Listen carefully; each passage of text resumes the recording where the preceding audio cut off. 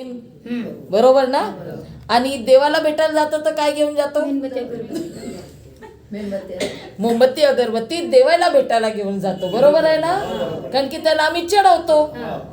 आणि टीचरकडे जातो तर आम्ही वही पेन घेऊन जातो आणि ते जे सांगतात ते आम्ही उतरवतो. आम्ही सगळं चुकीचं केलं आतापर्यंत. आम्ही धम्मचर्चा करत नाही, धम्मावर आम्ही प्रश्न उत्तर करत नाही, आम्ही फक्त पूजा करतो. आणि त्याच्यामध्ये आम्ही सुरुवात करतो त्यांच्यासाठी जे आणलेलं आहे ते चढवतो. बरोबर.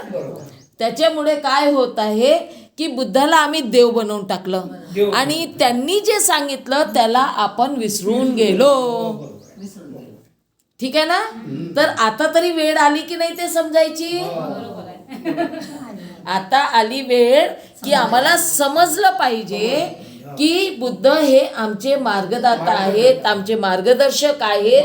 त्यांनी जे काही सांगितलेलं आहे ते काय सांगितलं ते आमच्यापर्यंत पोचलं पाहिजे. आणि ते समजून ऐकून समजून नंतर आम्ही समजल्यावर आचरणात आणू. आचरणात नाही आणलं तर काही होणार नाही.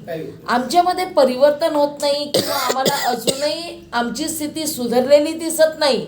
त्याच्याच कारणामुळे आम्ही फक्त कपड्यानं चांगले झालो, घराने चांगले झालो, जेवणाने चांगले झालो, पैसे खूप आले, पण ज्या प्रकारे आम्ही आमचा विकास व्हायला पाहिजे ते नाही झालं.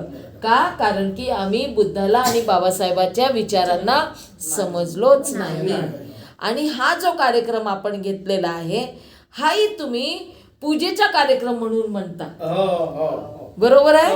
म्हणजे घरी आम्ही जसं आता नवीन घराचं आहे नाही का, मूर्ती ठेवायची आहे तर मूर्ती का ठेवायची घरात आणि नवीन घरी आल्यावर का असा कार्यक्रम करायचा याचं पण अजून आम्हाला समजलेलं नाही. तर ते समजण्यासाठी आणि ते समजविण्यासाठी आम्ही तुम्हाला आलेलो आहोत.